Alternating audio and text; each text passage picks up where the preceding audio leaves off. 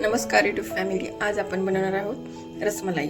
गाईच्या दुधापासून अतिशय सुंदर आणि चविष्ट अशी रसमलाई घरच्या घरी तयार होते. तर मी 1 लिटरची रसमलाई तयार केली आहे.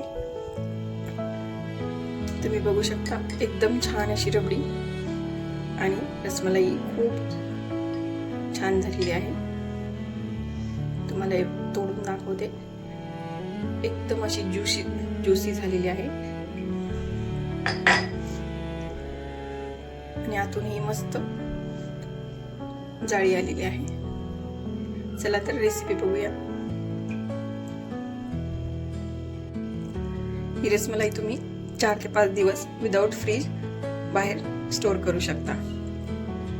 जर फ्रीज मध्ये ठेवली तर ही कडक बनते, त्यामुळे तुम्ही बाहेरच ठेवली तर ती 4 दिवस नक्की टिकू शकते. चला तर रेसिपी बघू.